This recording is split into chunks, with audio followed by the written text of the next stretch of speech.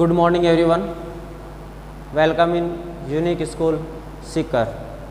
In previous class we were reading about genetics, after then Mendelism, after then Mendel's succession reason and after then Mendel ने जो garden pea का choose किया वो क्यों किया, the reason of choose of garden pea. Today in this class we were study about rediscovery of Mendelism and next genetics terminology. So start first topic,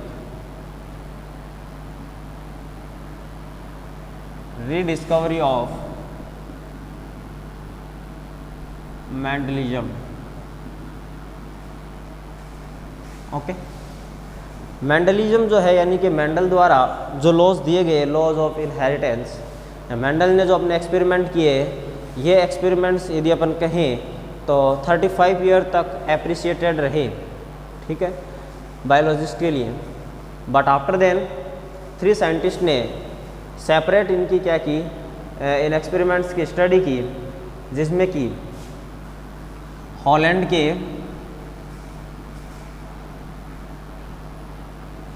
के हुगो de Vries. Holland जो था, Holland एक country है जहाँ से एक scientist थे, उन साइंटिस्ट का नाम है हुगो डी ब्रीज.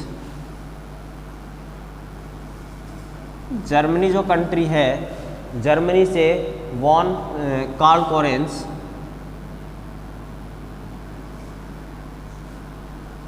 ठीक है, और ऑस्ट्रिया से एरिक वॉन सेनमार्क, ठीक है. कौन था? हॉलैंड से हुगो डी ब्रीज, जर्मनी से कार्ल कोरेंस और ऑस्ट्रिया से एरिक वॉन सेनमार्क, ठीक है. इन तीनों जो साइंटिस्ट है, जो बायोलॉजिस्ट है, इन्होंने क्या की, इनकी वापस से डिटेल स्टडी की, किसके, मेंडल ने जो एक्सपेरिमेंट्स किए थे इनकी, और इसको कहा जाता है रीडिस्कवरी ऑफ मेंडलिज्म. क्या कहा जाता है? Rediscovery of Mendelism. After then अपन बात करते हैं जेनेटिक्स टर्मिनोलॉजी, ठीक है. जेनेटिक्स टर्मिनोलॉजी की बात करें तो इसमें कुछ अपन इम्पोर्टेंट टर्म्स है, इन टर्म्स के बारे में अपन जानेंगे. और इम्पोर्टेंट टर्म्स में फर्स्ट जो टर्म है वो है जीन. ये जो जीन वर्ड है, सबसे पहले तो अपन बात करें, मेंडल ने क्या कहा था? मेंडल ने एक फैक्टर नाम दिया था. मेंडल ने क्या नाम दिया? फैक्टर नाम दिया. किसको मेंडल ने फैक्टर नाम दिया? जो कि एक सिंगल कैरेक्टर को कंट्रोल करता है, यानी कि एक ऐसा फैक्टर जो कि सिंगल कैरेक्टर को क्या करता है? कंट्रोल करता है. उसे मेंडल ने तो फैक्टर नाम दिया. और इस फैक्टर को जॉनसन ने, किसने? जॉनसन ने इसको क्या नाम दिया? इसको जीन नाम दिया. जॉनसन ने इसको क्या नाम दिया? जीन नाम दिया. और इस जीन वर्ड से फिर किसकी क्या ओक्योर हुआ? वर्ड जेनेटिक्स जो वर्ड है, ये जेनेटिक्स वर्ड ओक्योर हुआ. तो जीन वर्ड से अपन ने मीन्स लगा लिया कि जीन क्या होता है? जीन एक ऐसा फैक्टर होता है जो कि एक सिंगल जो कैरेक्टर है, उस सिंगल कैरेक्टर को कंट्रोल करता है. इसके बाद में सेकंड जो टर्म है, सेकंड अपन टर्म की बात करें तो सेकंड टर्म आता है एलील. क्या आता है? एलील आता है. इसको क्या बोलते हैं? एलियोमॉर्फी बोलते हैं. क्या बोलते हैं? एलियोमॉर्फ. ओके, एलील या एलियोमॉर्फ भी इसको बोलते हैं. यानी कि ये क्या होता है कि एक कैरेक्टर को कंट्रोल करने वाला जो जीन है, एक ही जो कैरेक्टर है, इस कैरेक्टर को जो कंट्रोल करने वाला जो जीन है, उस जीन के दो अपन ये कहें कि अल्टरनेट जो फॉर्म है, उस जीन की 2 अल्टरनेट जो फॉर्म है, उन अल्टरनेट फॉर्म को क्या कहा जाता है? एलील कहा जाता है. अल्टरनेट फॉर्म को क्या कहा जाता है? एलील कहा जाता है। जैसे कि अपन ये कहें, फॉर एग्जाम्पल अपन यदि बात करें तो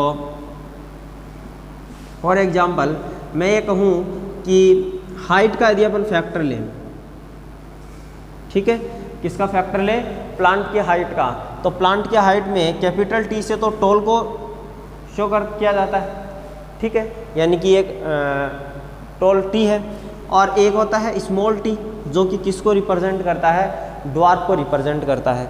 लेकिन कैरेक्टर तो क्या है, एक ही है, क्या है कैरेक्टर, हाइट है, ठीक है, और उसके ही क्या है, दो अलग अलग क्या है, ये टू डिफरेंट एलील है जो कि दोनों ही क्या है, अल्टरनेट है, एक दूसरे से क्या है, ऑपोजिट है, एक क्या है टोल है और सेकंड क्या है, ड्वार्फ है, ठीक है।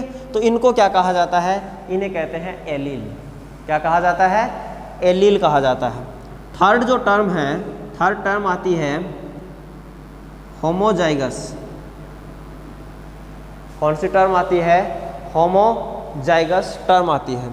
अब ये होमोजाइगस जो टर्म है, ये होमोजाइगस टर्म्स कौन सी होती है।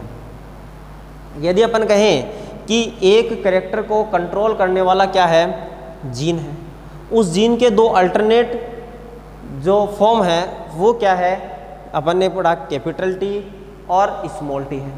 अब अपन सिर्फ इसमें से एक ही एलील का चूज करें, किसको चूज करें, एक एलील को क्या करें, अपन चूज करें, ठीक है, और उसी के दो पार्ट बनाए, कैपिटल टी, या मैं लिखूं स्मॉल टी, तो ये क्या है, क्या हो गया, होमोजाइगस हो गया।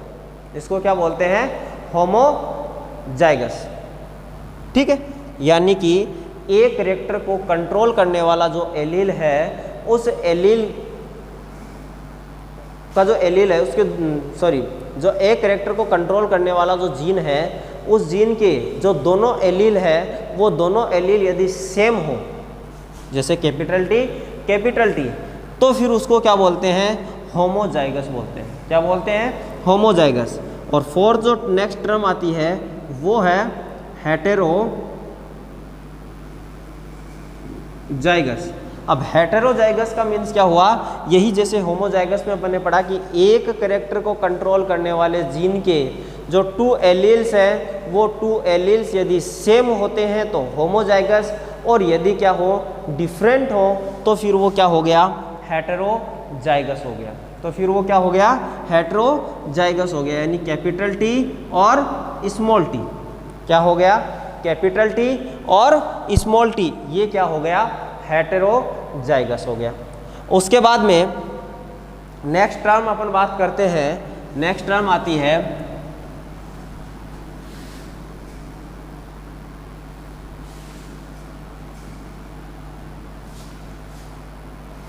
फिनोटाइप।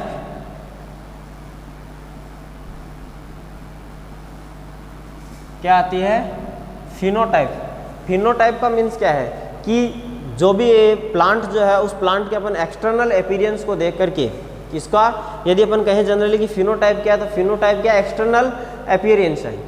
जो भी प्लांट है, उस प्लांट का क्या है, एक्सटर्नल अपीयरेंस है, जिसको क्या बोलते हैं, फिनोटाइप कहते हैं। जैसे कि मान लो कि अपन बाहर से ही अपन उसको एक्सटर्नली अपन उसका जो कैरेक्टर है उसके बेस पर अपन कहें कि कैपिटल टी, यानी कि वो क्या है, टोल है। कैपिटल टी स्मॉल टी को भी अपन क्या बोलते हैं, टोल बोलते हैं, ठीक है।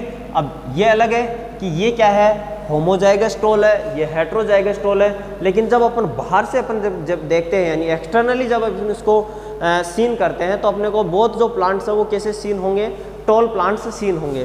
तो ये जो है इसको क्या बोलते हैं, फिनोटाइप बोलते हैं। और नेक्स्ट जो है इसको बोलते हैं जीनोटाइप। क्या होता है, जीनोटाइप। अब जीनोटाइप क्या हो गया, जीनोटाइप यानी उसके अंदर के जीन्स के बेस के ऊपर अपन उनका क्या निकालते हैं, रेशियो निकालते हैं। अब जीन के बेस पर जब अपन रेशियो निकालते हैं तो ये क्या हो गया, इसको तो बोलेंगे अपन होमोजाइगस टोल, और इसको क्या बोलेंगे, हेटेरोजाइगस टोल। तो दो क्या हो गई, डिफरेंट प्रॉपर्टी हो गई। यहाँ तो एक ही प्रॉपर्टी थी दोनों की, क्या थी कि प्लांट क्या है, टोल है। बट यहाँ पर क्या हो गया, प्लांट जो है वो टोल तो है, लेकिन क्या हो गया, होमोजाइगस टोल और हेटेरोजाइगस टोल। तो दोनों का क्या हो गया, अलग अलग रेशियो आ गया, ठीक है। और तो इसको क्या बोलते हैं, इसको बोलते हैं जीनोटाइप। इसको क्या बोला जाता है, जीनोटाइप बोलते हैं। Next 7 dominant character. अब ये डोमिनेंट कैरेक्टर क्या होते हैं, जैसे कि अपन ने जो कॉन्ट्रास्टिंग जो ट्रेड्स थे उनके अपन ने 7 कॉन्ट्रास्टिंग ट्रेड्स अपन ने देखे थे, तो वहाँ पर मैंने आपको लिखा था डोमिनेंट ट्रेड और रेसेसिव ट्रेड, ठीक है। तो ये डोमिनेंट का मीन्स क्या होता है, डोमिनेंट जो अपना इफेक्ट शो करता है। डोमिनेंट कौन सा है, जो अपना इफेक्ट शो करता है। जैसे मैं कहूँ कि क्लास के अंदर क्या है, सभी बच्चे बैठे हैं, अब उनमें से बच्चे तो सभी पढ़ते हैं, ठीक है, बट उनमें से कुछ क्या होते हैं कि जो ज़्यादा इंटेलिजेंट होते हैं, यानी वो अपना जो इफेक्ट है वो इफेक्ट पूरी क्लास में बनाए रखते हैं कि वो इंटेलिजेंट है। तो इसका मतलब क्या है, वो क्या है, क्लास में डोमिनेंट है, ठीक है। और एक बैक बेंच पर बैठा रहता है, आराम से पढ़ता नहीं है, तो वो क्या हो गया, यानी उसका कोई इफेक्ट जो है वो क्लास में नहीं है, ऐसे डल है क्लास में, ठीक है। तो वो क्या हो गया, वो हो गया रेसेसिव, यानी उसका इफेक्ट जो है वो इफेक्ट शो नहीं हो रहा। तो यहाँ पर भी क्या है, डोमिनेंट, यानी कि ये कह रहा है कि जहाँ जो टेस्ट अपने को गेन होते हैं, जो कंक्लूजन अपने को गेन होता है, उस कंक्लूजन के अंदर जो अपना इफेक्ट शो करता है वो तो हो गया डोमिनेंट कैरेक्टर, और जो अपना इफेक्ट शो नहीं करता है वो क्या हो गया, रेसेसिव कैरेक्टर। तो 8 जो पॉइंट है वो क्या है अपना, रेसेसिव कैरेक्टर का है। 8 जो पॉइंट है वो 8 पॉइंट किसका है, रेसेसिव कैरेक्टर का है, ठीक है। डोमिनेंट कैरेक्टर और रेसेसिव कैरेक्टर, बहुत का मीन समझ में आ गया। तो डोमिनेंट जो कैरेक्टर है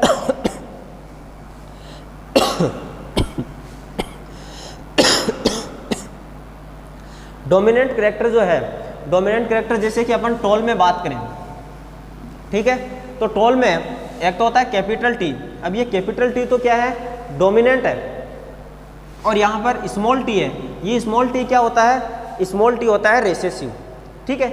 जैसे मान लो इन दोनों के बीच में क्या करवाया जाए, हाइब्रिडाइजेशन करवाए, दोनों के बीच में क्या हो, हाइब्रिडाइजेशन हो, तो यहाँ से हाइब्रिडाइजेशन से क्या गेन होगा अपने को, capital T small T gain होगा, हुआ गेन।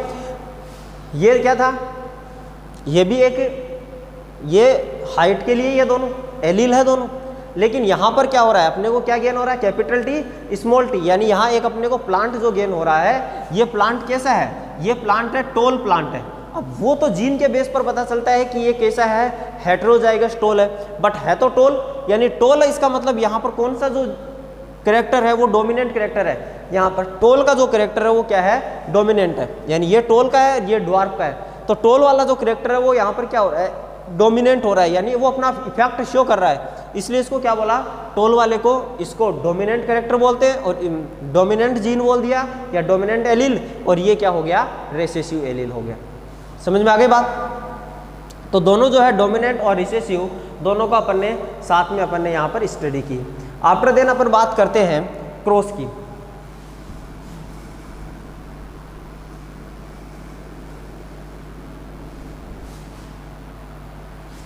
देखो, एक होता है मोनो हाइब्रिड क्रॉस, सेकंड में कहूँ डाई हाइब्रिड क्रॉस।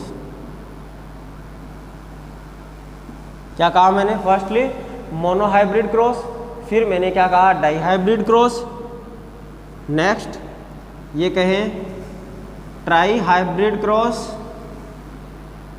और 14 पॉली हाइब्रिड क्रॉस। अब ये जो क्रॉस है, इन क्रॉस का मीन्स जानते हैं। फर्स्ट क्या है, मोनो हाइब्रिड क्रॉस, ठीक है। मोनो हाइब्रिड क्रॉस का मीन्स क्या है कि यहाँ पर क्या होता है कि प्लांट जो भी हाइब्रिडाइजेशन करवाना है, वो हाइब्रिडाइजेशन क्या किया जाता है कि जो सिंगल कैरेक्टर जो है उस सिंगल कैरेक्टर की हेरिडिटी की यहाँ पर रीडिंग की जाती है, या अपन ये कहें स्टडी की जाती है। समझ में आई बात, किसको लिया जाता है, सिर्फ सिंगल कैरेक्टर को लेकर के जब ये क्रॉस करवाया जाता है। जैसे कि मैं ये कहूँ, फॉर एग्जांपल अपन बात करें, एग्जांपल की बेस पर आप इनको इजी वे में आप अंडरस्टैंड कर पाओगे कि जैसे मानो मैंने टोल का लिया कि कैपिटल टी और स्मॉल टी। अब दोनों का कैरेक्टर तो एक ही है, किसका कैरेक्टर है, ये हाइट का कैरेक्टर है, ठीक है। और इसमें जब हाइब्रिडाइजेशन करवाया जाता है, ठीक है, तो ये क्या हो गया, मोनो हाइब्रिड क्रॉस हो गया। क्या हो गया, ये मोनो हाइब्रिड क्रॉस हो गया।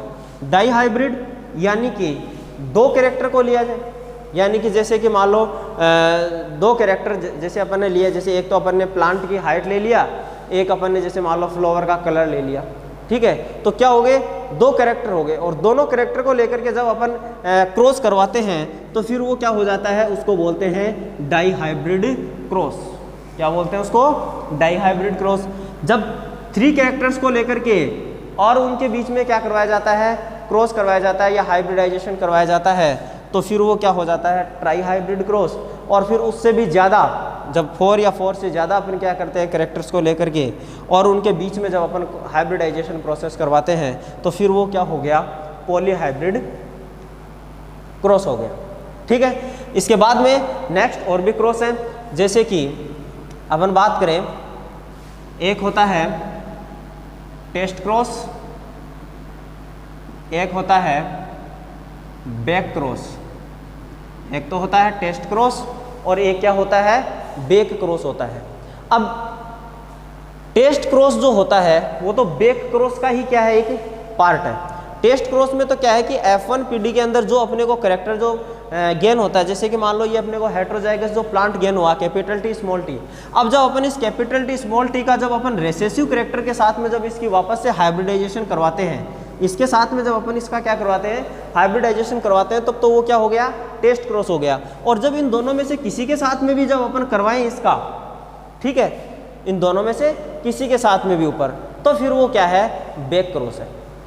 जब जो अपने को F1 PD के अंदर जो भी अपने को कंक्लूजन गेन हुआ है, उस कंक्लूजन का जब अपन किसके साथ में, रेसेसिव करेक्टर्स के साथ में या रेसेसिव एलील के साथ में जब अपन उसको क्या करवाते हैं, हाइब्रिडाइजेशन करवाते हैं, तब तो वो क्या है, टेस्ट क्रॉस है, ठीक है। और जब इन दोनों में से किसी के साथ में भी करवाएं तो फिर वो क्या है, बैक क्रॉस है। और यही कारण है, इसीलिए अपन क्या कहते हैं, ड्यू टू दिस रीजन अपन क्या कह सकते हैं कि टेस्ट क्रॉस जो है वो पार्ट है किसका, बैक क्रॉस का।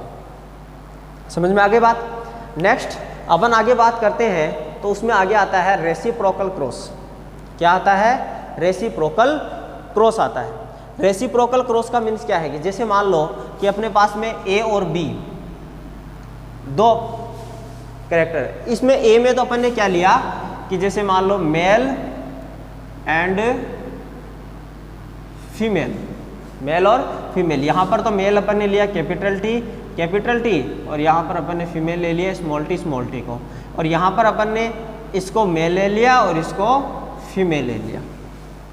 समझ में आ गई बात। इस टाइप से जो क्रॉस करवाया जाता है और इस क्रॉस को क्या बोलते हैं, फिर रेसिप्रोकल क्रॉस बोलते हैं। यानी कि जैसे कि आप मैथमेटिक्स में पढ़ते हो रेसिप्रोकल क्रॉस की, ठीक है। जैसे मान लो कोई भी दो डिजिट होती है, जैसे 3/5 = 4/5, अब आप इसको क्या करते हो, क्रॉस मल्टीप्लाई करते हैं, ठीक है। तो ये क्या है, रेसिप्रोकल इधर। तो इसी प्रकार से क्या होता है कि जब उल्टा, जब एक दूसरे के साथ में विपरीत ऑपोजिट साइड में जब इनका क्या करवाया जाता है, क्रॉस करवाया जाता है इस प्रकार से, तो फिर उसको क्या बोलते हैं, रेसिप्रोकल क्रॉस कहते हैं। फिर है एक होती है पेरेंटल जनरेशन। कौन सी होती है, पेरेंटल जनरेशन। पेरेंटल जनरेशन कौन सी होती है, आप जानते हो जैसे कि अपने लिए, अपने जो पेरेंट्स हैं, फादर और मदर है, तो वो अपने लिए क्या है, अपनी पेरेंटल जनरेशन है, वो अपनी क्या है, पेरेंटल जनरेशन है। और अपने फादर और मदर के लिए उनके जो फादर और मदर है, जैसे कि अपने जो ग्रैंड फादर और जो ग्रैंड मदर है, वो फिर उनके लिए क्या है, पेरेंटल जनरेशन है। तो ये होती है पेरेंटल जनरेशन। और पेरेंटल जो जनरेशन है, उस पेरेंटल जनरेशन से फिर अपने को कौन सी जनरेशन प्राप्त होती है, F1 जनरेशन मिलती है। और F1 का यहाँ जो फुल फॉर्म है, F1 की फुल फॉर्म होती है फर्स्ट फाइलियल। क्या बोलते हैं इसको, first filial generation. Okay. F1 generation के बाद में आती है F2 जनरेशन, यानी कि F2 को अपन क्या बोल देते हैं, सेकेंड फाइलियल जनरेशन। जो F1 जनरेशन है, उस F1 जनरेशन से अपने को क्या गेन होती है, F2 जनरेशन। जैसे कि अपने ग्रैंड मदर और ग्रैंड फादर तो क्या है, F1 जनरेशन है, सॉरी पेरेंटल जनरेशन है। उसके बाद में अपने फादर और मदर क्या आ गए, F1 जनरेशन। और उस F1 जनरेशन से अपन ऑक्यूर हुए तो अपन क्या हो गए, F2 जनरेशन हो गई, यानी कि सेकेंड फाइलियल जनरेशन हो गई। उसके बाद में होता है मोनोहाइब्रिड रेशियो और डाईहाइब्रिड रेशियो। यानी मोनोहाइब्रिड क्रॉस से जो अपने को गेन होता है, जब अपन उसको रेशियो की फॉर्म में जब अपन उसको गेन करते हैं तो फिर वो क्या हो जाता है, मोनोहाइब्रिड रेशियो।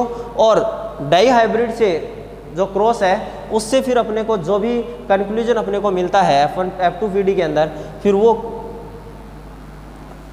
वो क्या हो गया, डाईहाइब्रिड रेशियो हो गया। तो इस प्रकार से अपन ने 20 जेनेटिक्स टर्मिनोलॉजी दी हुई है, यानी 20 टर्म्स जो है उन 20 टर्म्स की अपन ने इस क्लास में क्या की है, स्टडी की है।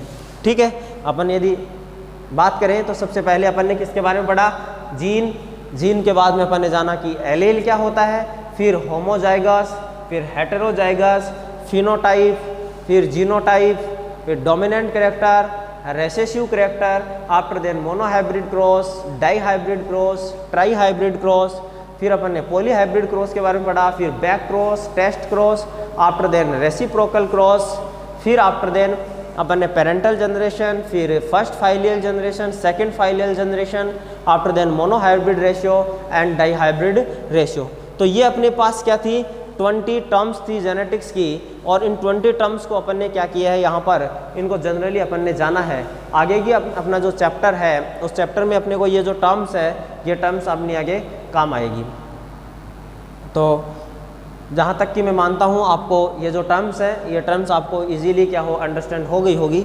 इफ़ यदि फिर भी आपको कोई डाउट हो तो वो डाउट आप कमेंट बॉक्स में कर सकते हैं।